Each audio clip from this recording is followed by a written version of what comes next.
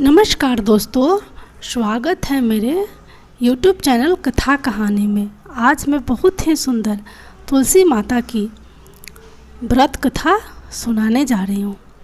प्राचीन काल में एक लड़की का जन्म राक्षस कुल में हुआ जिसका नाम बिंदा था। दैराज कालनेमी जैसे राक्षस परिवार में पैदा होने के बाद भी बिंदा भगवान विष्णु की पूजा करती थी। जब बिंदा बड़ी हुई तो उसकी शादी जलंधर नामक दैत्य से हो गई। जलंधर काफ़ी शक्तिशाली राक्षस था जिसका जन्म भगवान शिव के तेज के कारण समुद्र से हुआ था। बलवान होने के कारण जलंधर को दैत्यों का राजा बनाया गया। बिंदा से शादी करने के बाद जलंधर की शक्ति और पराक्रम बढ़ता ही गया। उसे किसी भी तरह से हारना मुश्किल था। जलंधर के बढ़ते अहंकार व आतंक से सभी देवता परेशान थे। जलंधर की बढ़ती ताकत के पीछे उसकी पत्नी बिंदा की विष्णु भक्ति और सतीत्व था। होते होते जलंधर अपनी शक्ति और अहंकार में चूर होकर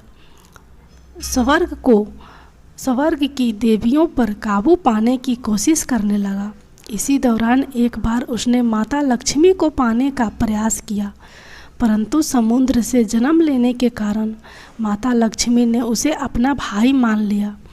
फिर उसकी नज़र माता पार्वती पर गई और उन्हें पाने के लिए जलंधर ने माया जाल बनाया। अपने माया जाल से जलंधर ने शिव का रूप धारण किया और माता पार्वती के करीब जाने की कोशिश करने लगा। उसी वक्त माँ पार्वती ने उसे पहचान लिया और जब तक जलंधर कुछ समझ पाता वह अदृश्य हो गई।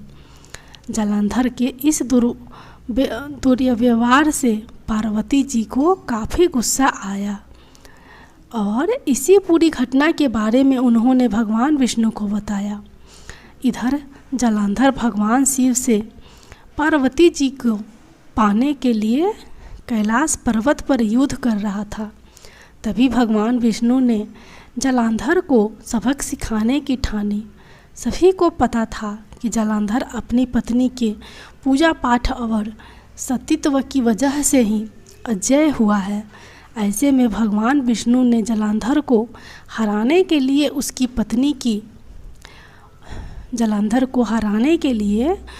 पत्नी का पतिव्रत धर्म भंग करने के लिए मायावी चाल चली।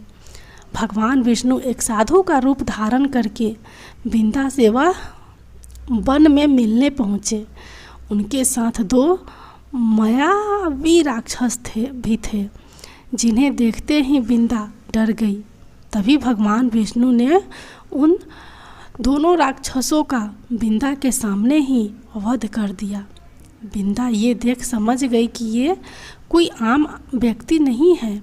उसी पल बिंदा ने साधु से अपने पति के बारे में पूछा। साधु बने भगवान ने अपनी माया शक्ति से दो बंदर प्रकट किए। दोनों बंदरों के हाथों में जलंधर का सिर व धड़ था। ये देखते ही बिंदा बेहोश हो गई। कुछ समय बाद होश में आने पर वो साधु ने अपने पति का दोबारा जिंदा करने की प्रार्थना करने लगी।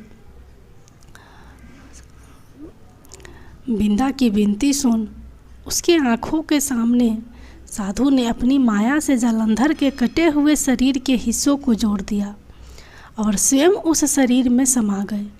बिंदा को जरा सा भी अंदाज़ा नहीं था कि उसके साथ ऐसा छल किया गया है।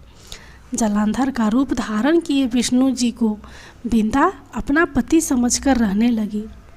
बिंदा के ऐसा करने से उसका सतीत्व भंग हो गया, जिसके बाद जलंधर कैलाश पर्वत में युद्ध हार गया।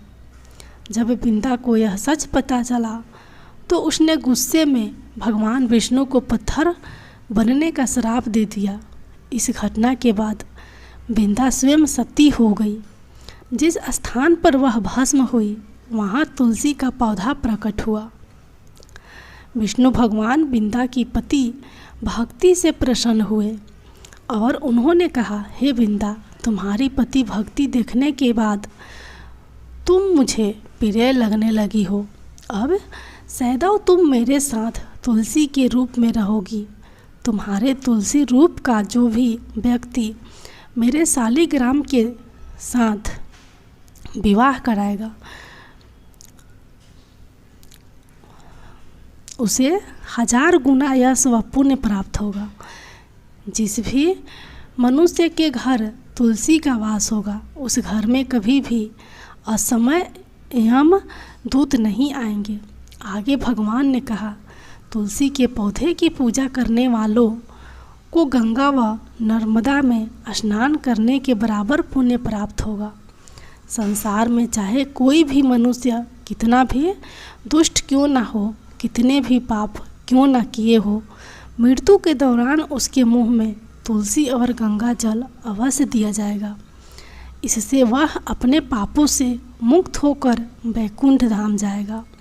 इसके अलावा जो व्यक्ति तुलसी व आंवला के पेड़ की छाया में पितरों का श्राद्ध करेगा उसके पितरों को मोक्ष मिलेगा। जय तुलसी मैया।